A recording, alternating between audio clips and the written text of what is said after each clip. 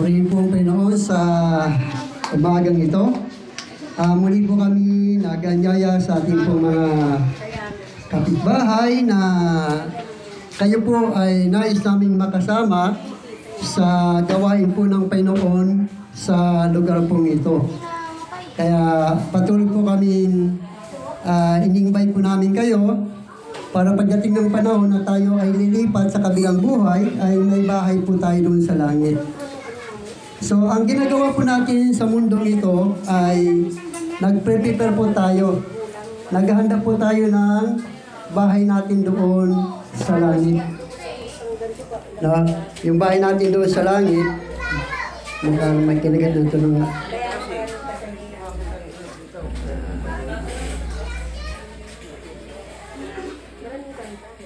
Kinagat na lang may wagang... Ayan. Naglulus siya. Naglulus. Yan na lang natin, no? So, kaya patuloy po kami naganyaya sa ating po mga kapitbahay na nais po namin kayong makasama sa gawain po ng ating Panginoon. Dahil ang pangako naman ng Diyos sa atin ay buhay na walang hanggan. So, kailan po natin makakamit yun? Pag natapos na po ang kontrata natin dito sa mundo. Kasi may mga kontrata lang po tayo. At ang kontrata po natin yan ay hindi po nakabatay sa edad, may sakit ka man o wala, o ano man ang ginagawa mo dito sa mundo, ay may katapusan po yan. Alis tayo sa mundong ito na hindi po nating inaasahan. Dahil binigyan tayo ng Diyos ng kaalaman, mayroon tayong alam na hindi natin alam. Ano ba yung alam natin? Ha? Alam natin na tayo ay? Anong hindi natin alam? Kung kailan ka mamamatay.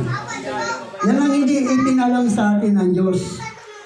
Na hindi sasabihin sir, sa mga ang edad mo, ilang taman na sir?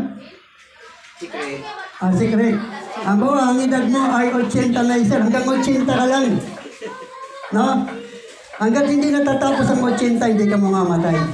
Kahit masagasaan ka, kahit mabundol ka, hindi ka mamamatay. Kasi 80 yung ibinigay sa'yo ng Diyos na buhay mo eh. Di ba? Pero hindi sinabi ganun. Ang buhay natin sa mundong ito ay umalis tayo sa mundong ito ng biglaan na hindi po natin inaasahan. Kaya sabi ng Diyos, 6 na araw kayo gagawa ng iyong bubuhay. Ang isang araw ay ilan ito para sa akin. No? Sila ito para sa akin yung isang araw. Yung araw na yan ay wala pa nga isang araw eh. 2 oras lang. Amen po ba? Bakit kaya kahit 2 oras ay tinanggap ng Diyos? Bakit kaya? Dahil ang sinabi mismo ni Kristo, kung anong pagkaisahan nyo rito sa lupa ay pagkaisahan sa langit. Kung ano yung pagbabawal nyo rito sa lupa ay ipagbabawal sa langit. So, ibig sabihin, nasa atin ang desisyon kung paano tayo magpuri at maglingkod sa Panginoon. Dahil pagkatapos nito, kahit sa loob ng bahay, ay pwede kang magpuri sa Diyos. Amen? Amen. Kahit saan ka naroon, pwede kang magpuri sa Panginoon. Kaya naman tayo nagkakatipon-tipon dahil sinabi ng Diyos, hindi mainam na mag-isa ang tao. Bibigyan ko siya ng angkop na makakasama. Kaya hindi ka pwede magpuri sa Diyos na mag-isa. Baka makita ka ng mga tao ay hindi na normal. Amen? Kailangan bigyan kanya ng kasama para kapag tinignan ka ng mga tao ay hindi ka masasabi na sisiraan ng ulo. Dahil ang gusto ng Diyos ay maparangalan natin ang Panginoon. Kaya lagi po kaming nag-i-invite po sa inyo sa mga kapitbahay po namin na sana po ay magkaroon po tayo ng time at panahon na paglingkuran ng Diyos. Kahit sa lugar lang po ito. Dahil sabi ni Jesus kasi hindi lamang sa lugar na ito pupurihin ang Diyos, kundi maging sa lahat ng dako. Kaya sa lugar nito ay mayroong gawain para mapaglingkuran po natin ang Diyos. Kaya, so ngayon ay handa na ba tayo makinig sa salita ng Diyos? Amen. Amen. Kung handa na po tayo, saglit po tayong tumayo para pasalamatan po natin ng Diyos. Salamat po. Sir. Tayo, awit muna sa Panginoon.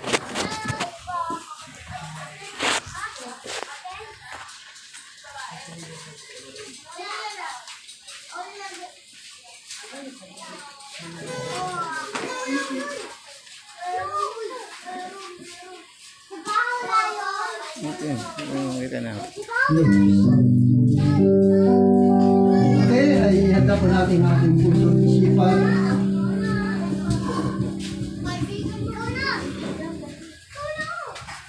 Para sa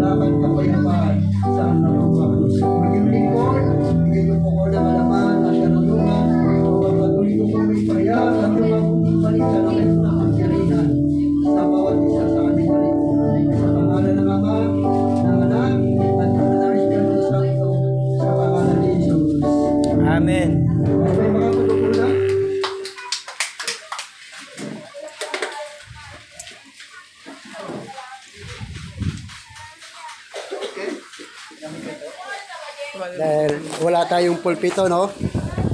So, yung ating, may nag-virus dito eh. So, may nag-virus yan. Ayan, oh. Gusto niya. Ayan, so, sa oras pong ito ay ang ating pong pag-aaralan ay patungkol po rin sa bacteriology. No? Ang ating pag-aaralan ay, ano po yung ibig sabihin ng bacteriology? Study of Father. The study of the Father of God. No? So, pag-aaral patungkol sa Diyos Ama. So, dito, ang pag-aaral po natin, yung tinatawag na tatlong persona ng iisang Diyos.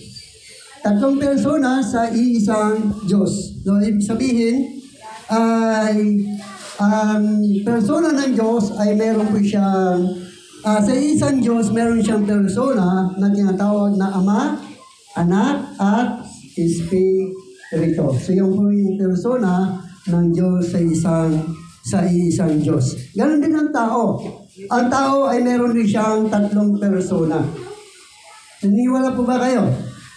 Na ang tao ay merong tatlong persona? Ang tao ay binubuo ng body, soul, and spirit. No? So, binubuo ito, ang bawat sa atin ay binuo din tayo ng Diyos. Katulad ng Kanya, sabi niya, lalangin natin ang Diyos ayon sa ating wangis. Ayon sa ating wangis. Kaya, nung nilalang ng Diyos ang tao, ayon sa kanyang wangis, ay meron din tayong tatlong persona. Tatlong persona. Meron tayo body, soul, and spirit. Bakit naging tatlong persona nito? Sapagkat ang tao ay ang soul ay nagugutom. Ang soul ay nagugutom saan? Anong kinagugutoman ng soul? Pagkain ng nandito sa mundo. Katulad ng kinakain natin. Diyan nabubusog ang soul. Katulad ng mga pagkain dito sa mundo. Nung patay pa ang ating espiritu, hindi tayo nakikinig ng salita ng Diyos. Kasi nga, bakit? Wala namang hindi nagugutom ang patay. Amen po ba? Hindi nagugutom ang patay. Ang buhay lang sa atin nung una ay body and soul. Kaya nagugutom tayo sa mundong ito sa mga pagkain lamang para sa soul. Sa mga pagkain dito sa mundo. Katulad ng kape, tinapay. Yan ang pagkain ng ating soul. Kapag kumakain tayo niyan, lumalakas ang ating soul. At kasama na rin ang ating body. Ang ating body. Ngunit na mabuhay ang ating espiritu, nagugutom na tayo. Saan? Saan nagugutom ang ating espiritu? Sa salita ng Diyos. Sa salita ng Diyos, nagugutom ang ating espiritu. Kaya, lagi tayo, pag-araw ng linggo, nandito tayo para makinig ng salita ng Diyos. Pero ang ating soul, gutom. Amen po ba? Anong ginahanap nito? Pagkain. Amen. Subukan mo huwag kang kumain ng pagkain dito sa mundo. Busog na ang espiritu mo, pero mahina naman ang soul mo. Amen. Hello? Kasi nga, ang pagkain ng soul, iba sa pagkain ng espiritu. Malakas ang espiritu mo, pero mahina ang soul mo. Mahina ang body mo. Kaya kailangan mo pakainin mo ito ng pagkain dito sa mundo. Sapagkat tayo ay nagmula sa mundo. Amen? Nagmula tayo sa mundo. Nagmula tayo sa alabok. Kaya nanggaling tayo sa alabok. Kaya ang kinakain natin ay nanggaling din dito sa mundo. Ang espiritu ay nanggaling sa Diyos. Amen po ba? Ito'y binigay sa atin para magkaroon tayo ng buhay. Para magkaroon ng buhay ang body and soul. Kaya kapag tinanggal ng Diyos ang ating espiritu, yung ating buhay, ang body and soul ay wala na rin buhay. Kasi sa pasimula, ang body and soul ay walang buhay.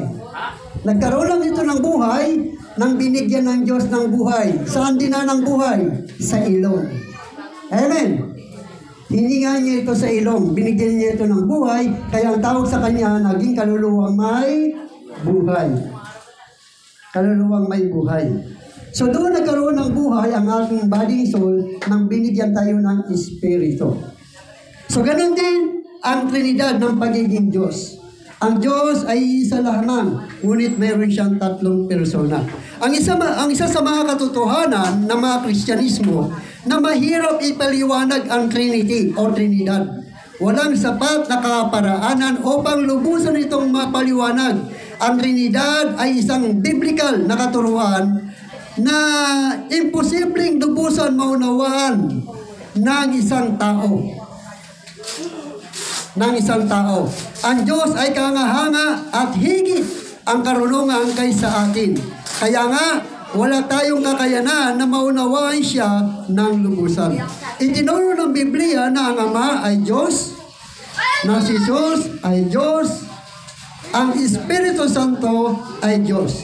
Itinuro din ng Biblia na mayroon lamang iisang Diyos. Amen. Bagamat naunawaan natin ang relasyon ng tatlong persona ng Trinidad sa bawat isa, sa kabuuan ay hindi ito kayang maunawaan ng isipan ng tao. Subalit, hindi ito nahulugan, hindi ito totoo, o hindi ito itinuturo ng Biblia. Na itinuturo ng Biblia ng Diyos ay meron lamang isang Diyos at meron siyang tatlong persona. Na dapat isa-isip ng mag-aaral ng salita ng Diyos, ang Trinidad ay hindi ginamit sa kasulatan.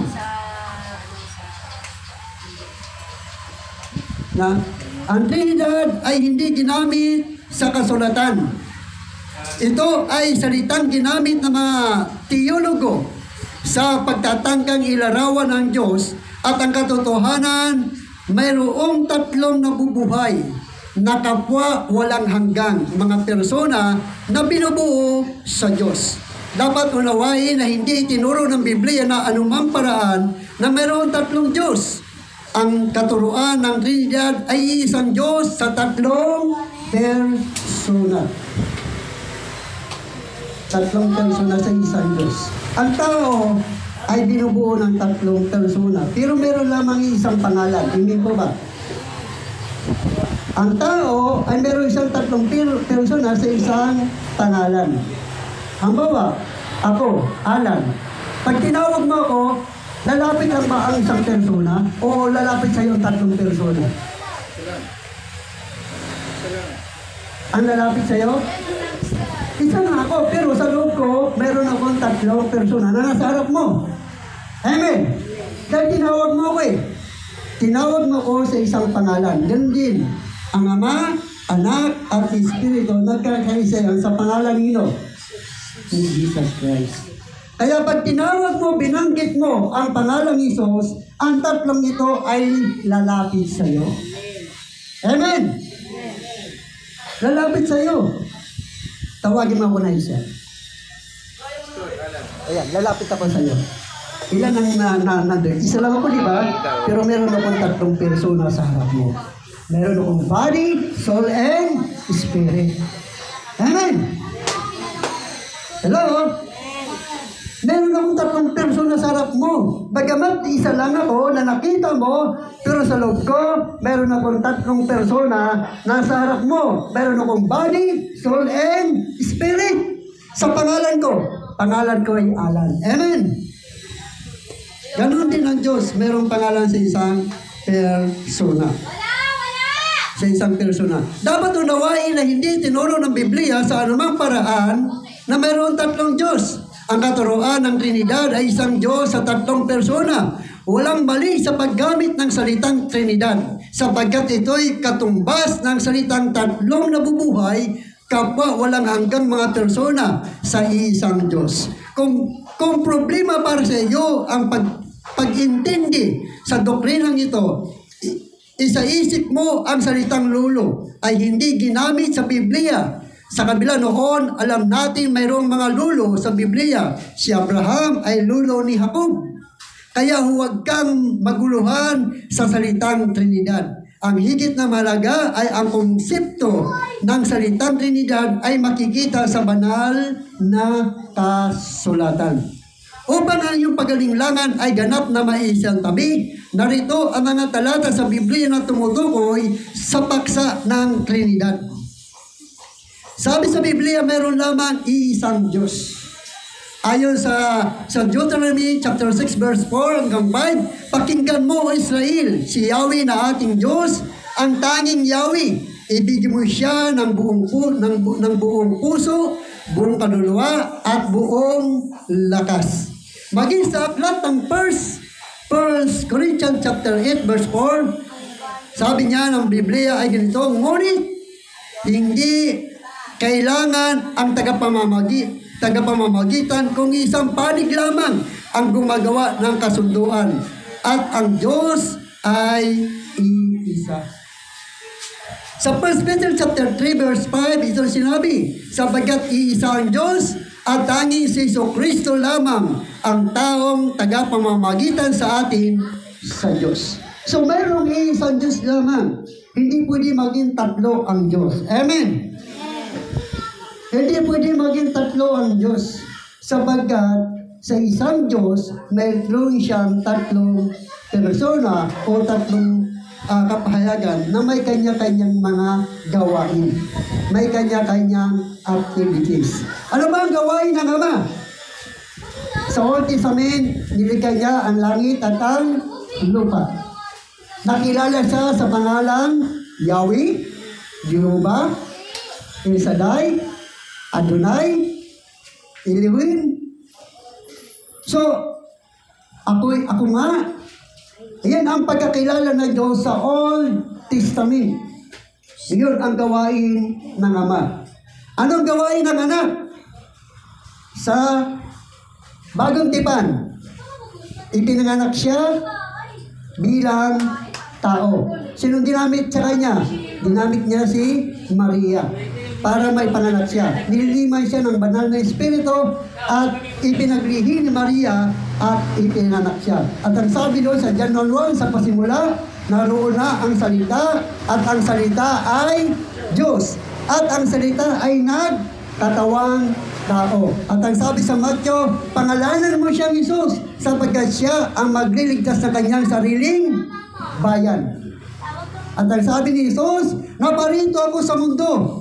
Hindi sa pangalan ko, kundi naparito ako sa mundo sa pangalan ng aking Amang nasa langit. Pansin ninyo, pagdating sa New Testament, wala ng Yahweh, wala ng Jehovah, wala ng El Shaddai, wala ng Adonai, wala ng Apoy, wala na.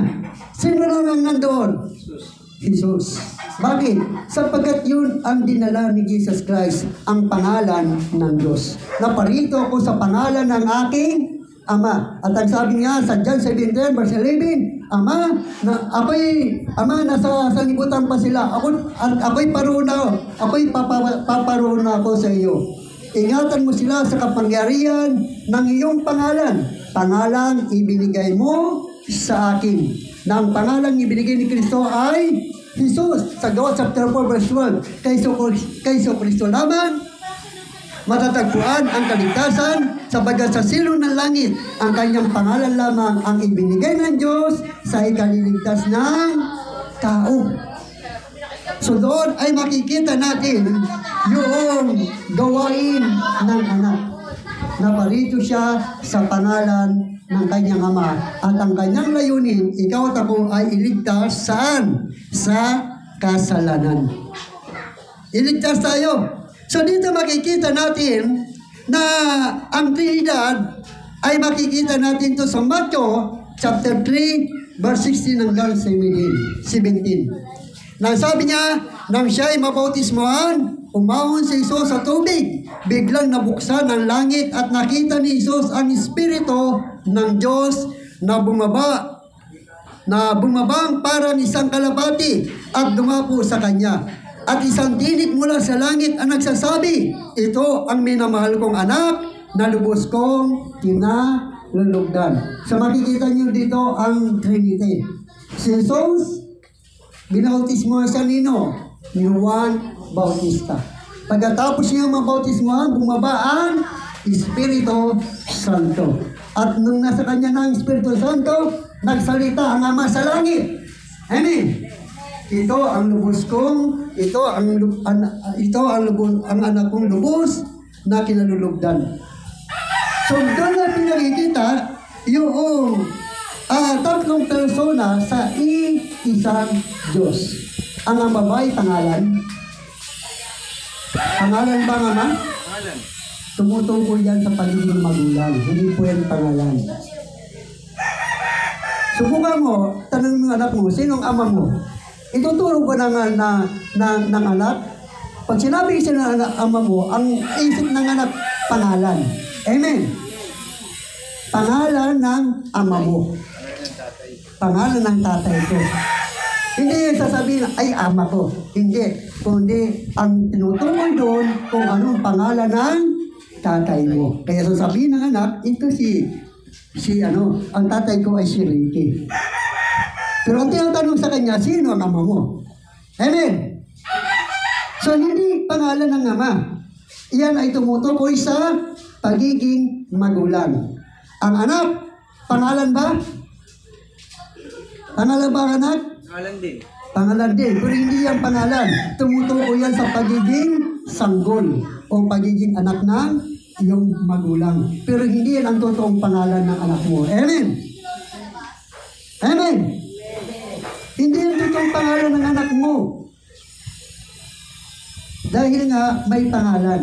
Ganun din ang Espiritu. Ang Espiritu ay pangalan, pero hindi yan tumutukoy na yun ang maging pangalan niya. Ang sabi ni Jesus Christ, susuguin ko sa iyo ang Espiritu Santo. Siya ay magsasalita, hindi sa kanyang saganang sarili. Siya ay magsasalita sa pangalan ko. Sa pangalan ko. So, ang dala-dala ng Espiritu Santo, pangalan nino?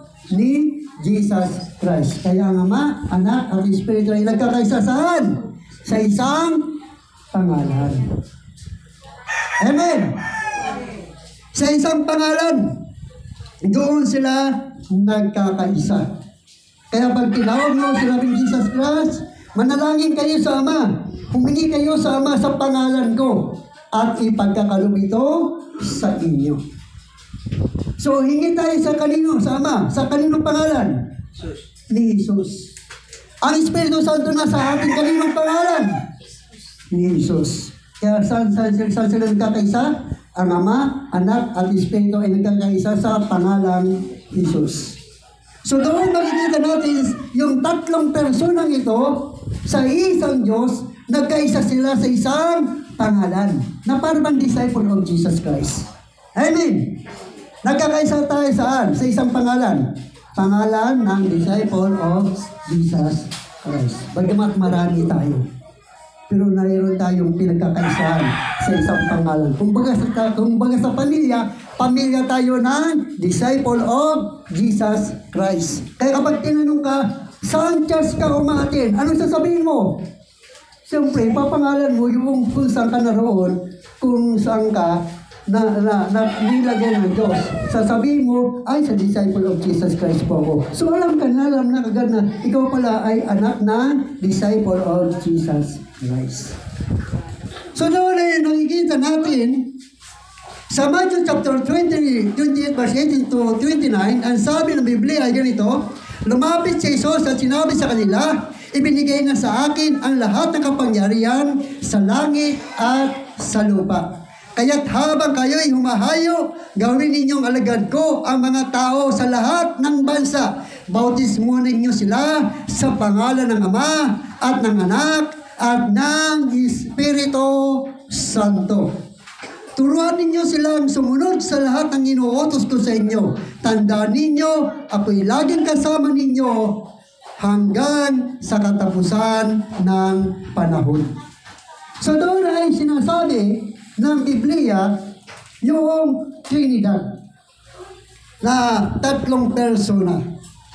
So mayroong pangkaragdagan sa lumang tipan ay ganito ang sinasabi, ang kalaman sa wikang Hebreo ay makakatulong ang maramihang pangalan na tinawag na Elohim. ay patungkol sa Diyos, ay ginamit ang salitang ito, ay nagsasaad na isa ang Diyos. Ngunit ang ginamit na gramatiko ay sa paraan pang maramihan. Sa paraan pang maramihan. Ang pamarihang panghalip sa Diyos ay amin. Ay ginamit ang Hebreyong salitang Elohim na tumutukoy sa Diyos ay tumutukoy sa higit pa sa dalawa. Higit pa sa dalawa. Sa wikang English, meron lamang dalawang anyo. Sa wikang English, dalawang anyo. Ang isahan at dalawahan. At maramihan. No? Ang dalawahan ay salitang ginamit na tanging paraan sa dalawa lamang. Sa Hebreo, ang dalawang anyo ay ginamit sa mga bagay na magkaparis. Kagaya ng mga mata, magkaparis, mga kamay, magkaparis, magkaparis. Ang panghalip namin ay nasa anyong maramihan at iyan ay tiyak na higit pa sa dalawa at posibleng tumutukoy sa tatlong Ama, Anak at Espiritu.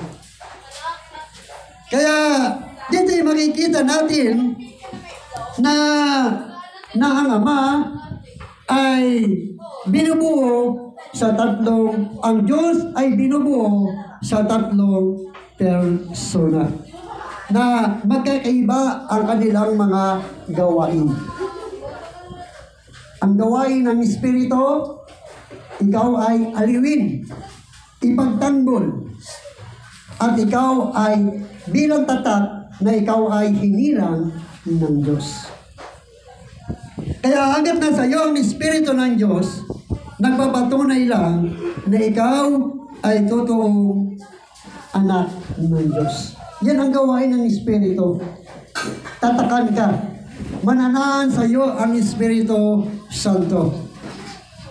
Bilang tatak na katunayan na ikaw ay anak ng Diyos. Kaya kapag wala sa iyo ang Espiritu ng Diyos, ang banal na Espiritu Santo, hindi ka kabilang sa mga taong pinili at hiniran ng Diyos. Sa bagong tipan, sa aklat ng John 14 verse 16 hanggang 17, ibinahayag ni Jesus sa Ama ang tungkol sa pagpapadala ng isang katulong na walang iba kundi ang Espiritu Santo. Ito ay nagpapakita na hindi inaangkin ni Jesus ang kanyang sarili bilang Ama o bilang banal na Espiritu. Dapat ding isaalang-alang ang ilang pagkakataon sa Ebanghelyo kung saan nakikipag-usap si Jesus sa Diyos Ama. Siya ba ay nakikipag-usap sa kanyang sarili? Hindi. Nakikipag-usap siya sa isa pang persona na Trinidad ng Diyos. Na ang Diyos Ama. Ang bawat membro ng Trinidad ay Diyos. Ang Ama ay Diyos. Ang Anak ay Diyos. Ang Espiritu Santo ay Diyos. Ang katayuan ng mga persona ng Trinidad, ipinakikita ng kasulatan ng banal na Espiritu ay nagpapasakop sa Ama at sa Anak. Ang banal na Espiritu ay nagpapasakop sa Ama at sa Anak. At ang Anak naman ay nagpapasakop sa Ama. Ito ay pangloob na relasyon at hindi may pagkakaila ang pagka-Diyos ng alinmang persona sa Trinidad. Ito ay isang katuruan na hindi na kayang arukin ng limitadong pag-iisip sapagkat ang Diyos ay walang hanggan. Tungkol sa Anak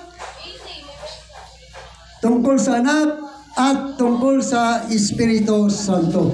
Ang gawain ng bawat membro ng Trinidad, ang Ama, ang pinanggalingan o may akda ng paglikha ng buong sanglibutan. Araw, buwan at mga bituin, lahat na nakikita natin sa mundong ito ay ginawa ng Ama sa pamamagitan ni Jesus Christ. Kasama na ang Espiritu Santo. Ang gawain ni Jesus bilang tao, siya yung pinagmula ng lahat ng bagay. Ang Anak ang kinatawan ng Ama at nagsasakatuparan ng mga sumusunod na gawain. Ang paglalang at pananatili sa sanlibutan. Na pinakikita ng Biblia doon sa Colossians chapter 1 verse 15 hanggang 20, si Kristo ang larawan ng Diyos na di nakikita.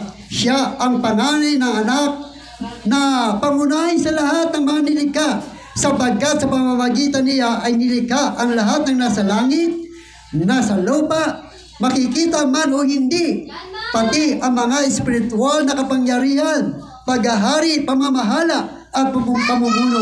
Ang lahat ay nilikha ng Diyos sa pamamagitan niya at para sa Kanya.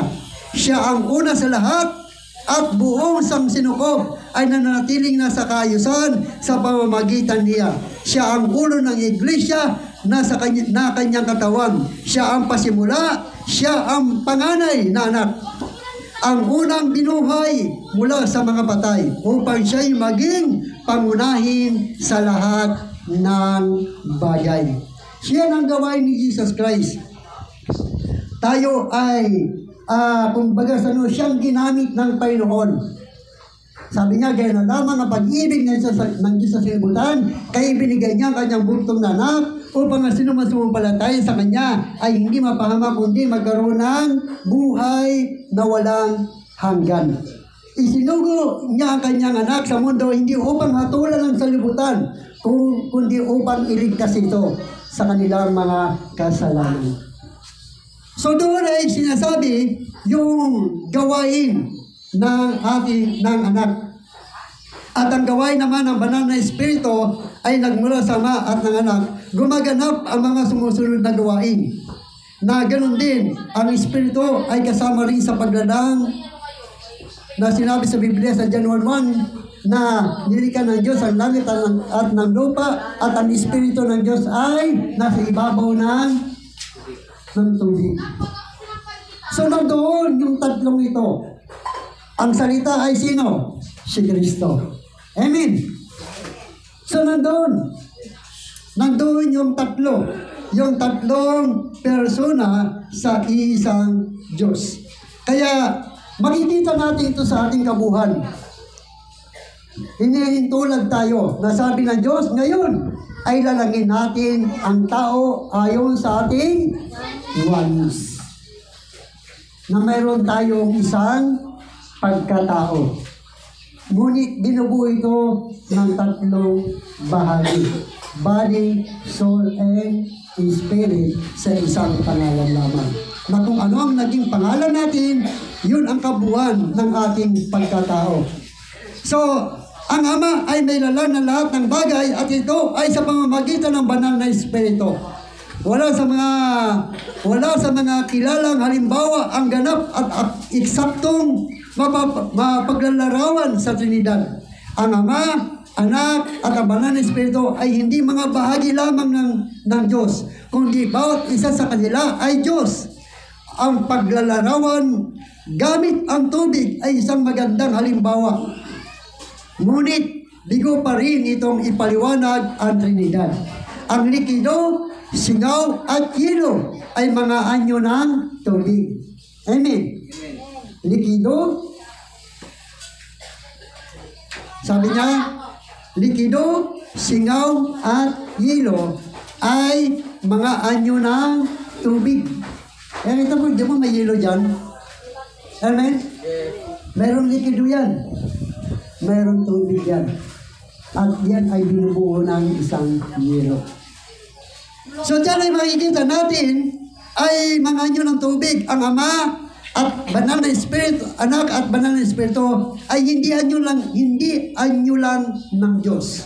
Ang bawat isa sa kanila ay tunay na Diyos.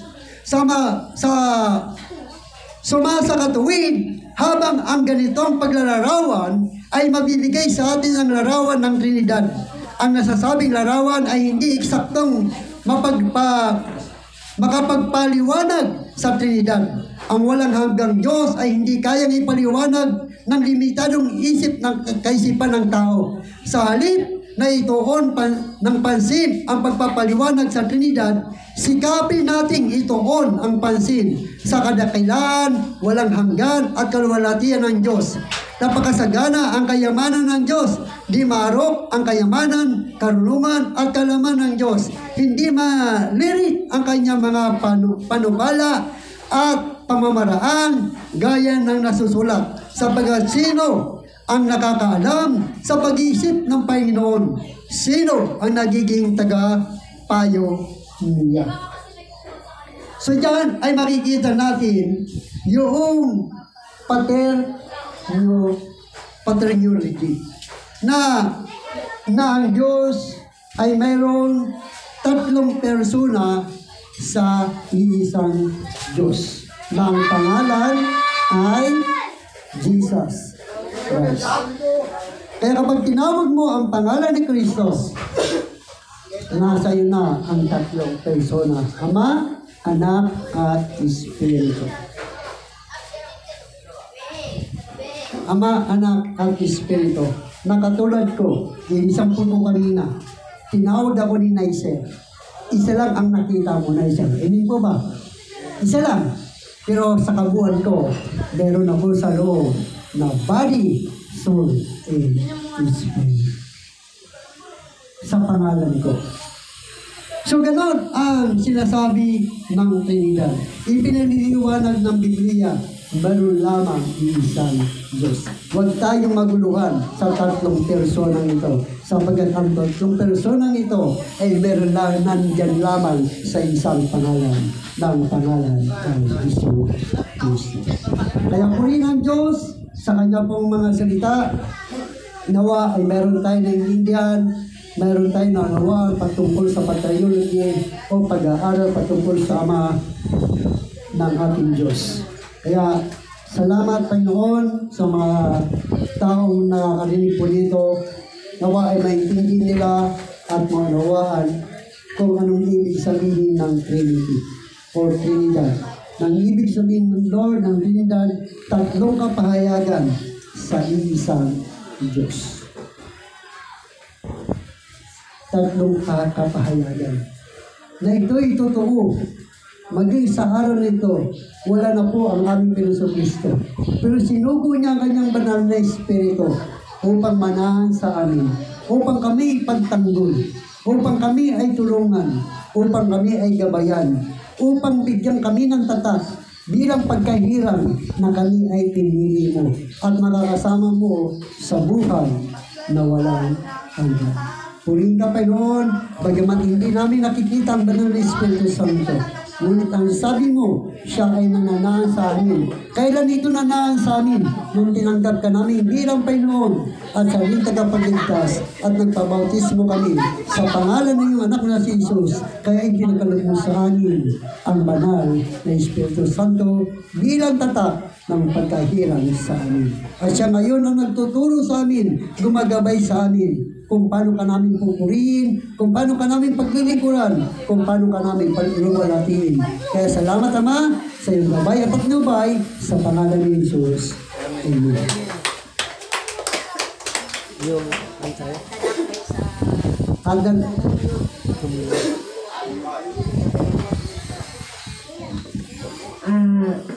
meron tayong tinatawag na komunyon, diba? Kasi nung nakarang linggo, nakalimutan natin dapat sa week, kaya ganun natin ang kapunan.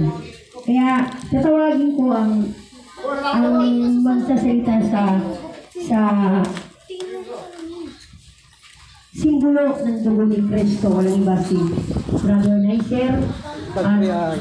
Ipapanalangin mo ito. tinapay muna, tinapay. Ay, tinapay mo na si Brother Ricky. Ray?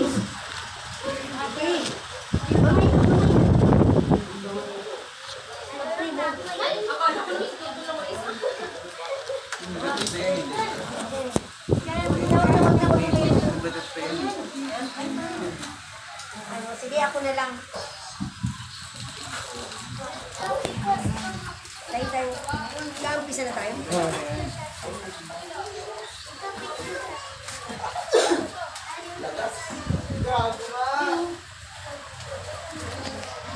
Sige, panalangin yung tinapay. Panginoon, ito po ang tinapay ng buhay. Ito po ang nagsisimbolo na bilang katawan at ito ang simbolo ng iyong katawan na naghirap doon sa krus ng Kalbaryo para sa aming mga kasalanan. Ito ay tinubos mo kami sa pamamagitan ng iyong anak na si Jesucristo na naghirap doon sa krus ng Kalbaryo. Amen. Yan siya sa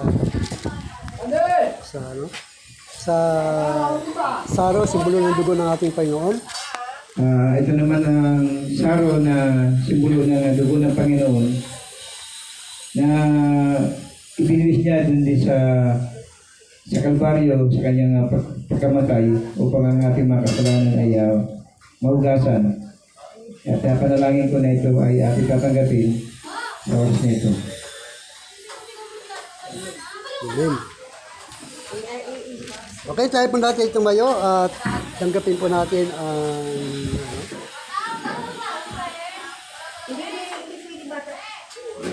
yung mga ano lang, yung mga nabautismo.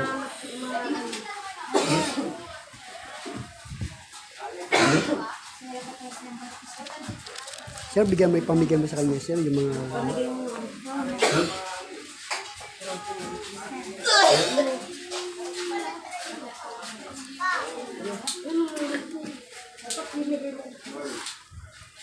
bigyan mo siya, sir.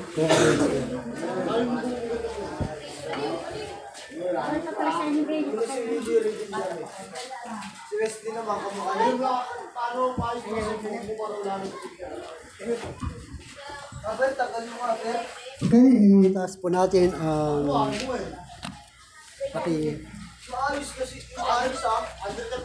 kaya wag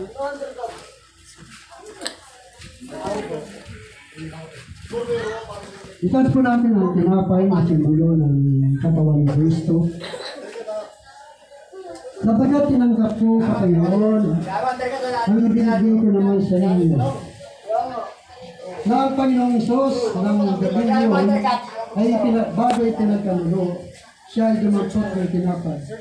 At nang siya ay makapagpasalamat, ito'y kanyang pinagpuputol-putol at sinabi, ito ang aking katawan na ipinagpuputol-putol para sa inyo. Gawin ninyo ito sa pag-alaala sa atin. Kanin po natin.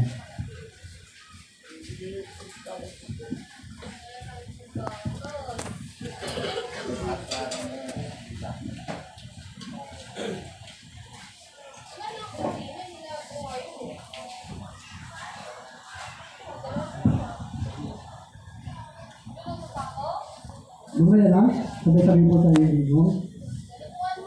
Gayon din naman sa paraan ay kinuha niya ang kupa. Pagkatapos maghapunan, sinabi niya, ang kupang ito ang siyang bagong tipan ng ating dugo. Gawin ninyo ito tuwing kayo'y iinom ito sa pag-alaala sa atin. Inumin ko naman.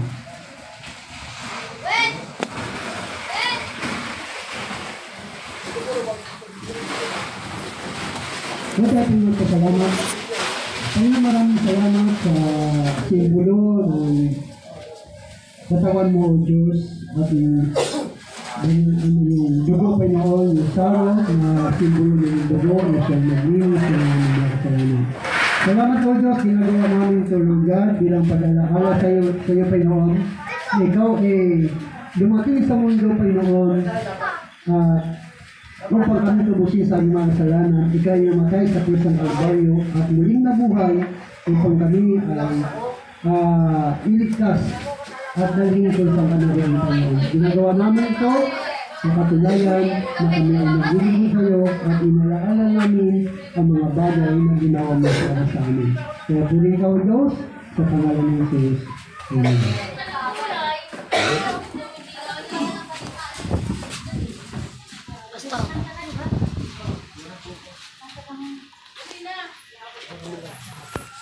Buka dito. Yan na yung kontayin natin.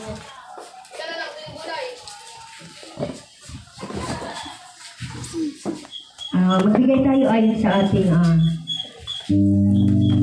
kalungban, hindi napipilitan. Ito ay magagamit yan sa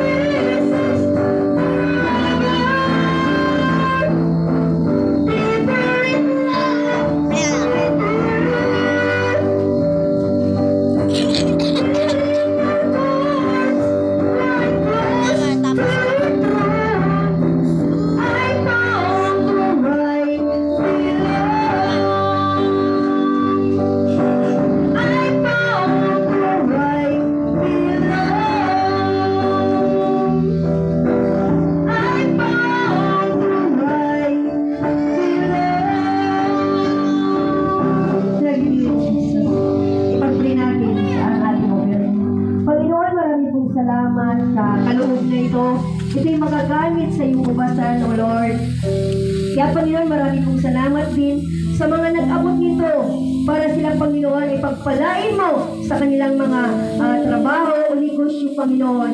Lord, dalangin namin ang kaluwag na ito ay magagamit sa gawain ng disciple of Jesus Christ. Kaya Lord, marami pong salamat. Ikaw ang aming pinataas sa pangalan ng Ama, ng Anak, at ng Banal na Espiritu Santo, sa pangalan ng Panginoong Kristo Jesus. Amen. Kaya announcement ko, bagamat hindi tayo nakakadalo doon, pero may process pa, di ba? Mamaya, meron tayong sa building 13, 2 o'clock ng hapon mamaya, hanggang 4 o'clock. Maging sa araw ng bukas, Lunes, dun po sa opisina po ni Madam, ng 6 o'clock hanggang 7 o'clock. 1 hour lang po yun. Kaya po rin ang Panginoon sa mga bagay na ipinagkakatiwala sa atin ng Diyos. Kaya po rin ang Panginoon. Alalahan nyo na yan, December 28. Ayan po, nakatalaga na yan. December 28, yung pinaka-huling linggo ng December. Christmas party natin po yan. Kaya huwag kayo mawawala. Ngayon natin kung ano ba, kung kanya-kanya tayong dala o mag-aambag. Maganda yung kanya-kanya na talaga tayong dala. Di ba? Depende kung sino ang pupunta sa bahay at magdadala rin ulit tayo. Sige. Saka malayo-malayo pa naman, isang buwan pa. Kaya meron pa tayong decision. Hindi natin alam kung exchange gift na 100, halagang 100. Siguro hindi na yata mabigat sa atin yan. Sige, meron tayong exchange gift. Kung di kaya mga 100 o pataas. Basta abunan tayo ng mga 100 pataas. Yun lang. Yung kaya nating i-change yung magpalitan. Kaya maging masaya naman tayo kasi minsan lang yan dumating sa buhay natin kasi dati masaya tayo kasi private tayo, di ba? Meron pa tayong ginagadiran na ano. Pero ngayon, siyempre public, ay maaaring hindi natin inasahan, siyempre, meron talagang bisita na hindi natin inasahan. Pero maging prepare lang po tayo sa picture na yan, sa darating ng ating party. Kaya, minsan lang sa isang taon. Kaya po rin ang Panginoon, sana magsama-sama tayo doon. Diba?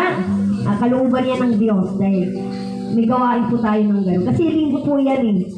Yan ang tatawag natin na Family Day. Diba? Family Day po din yan. Diba? Bago magbagong taon, may 2 days pa tayo, may 2 araw pa tayo bago dalawang ano. Kaya po rin ang Panginoon, tayo tumayo at tayo ay tumawid sa awit sa Panginoon.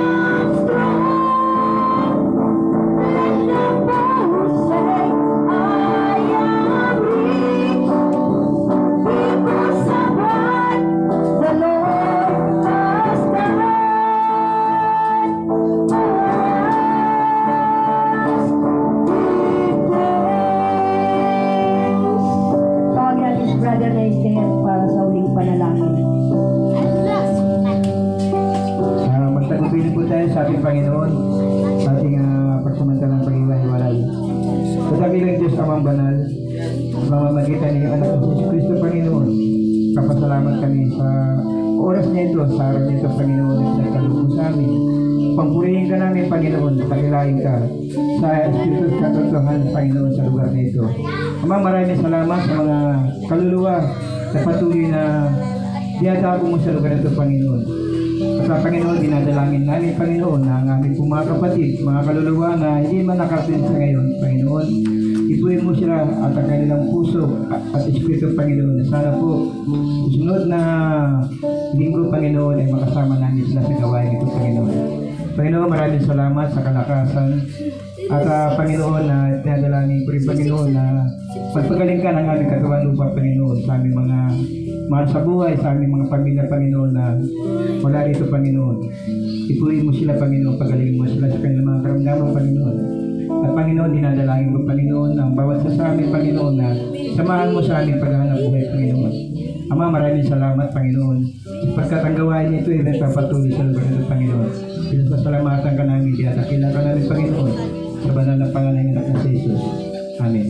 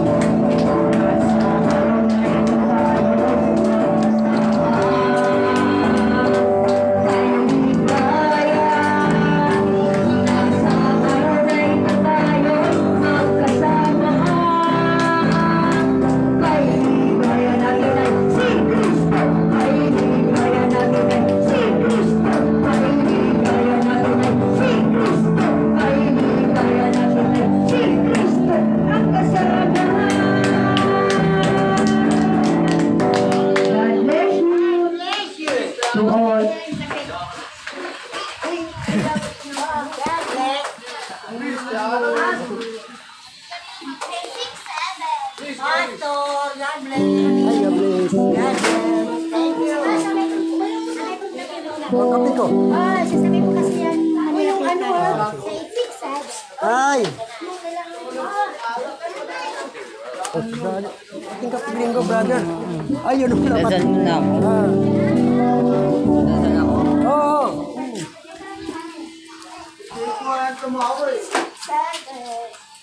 Seven.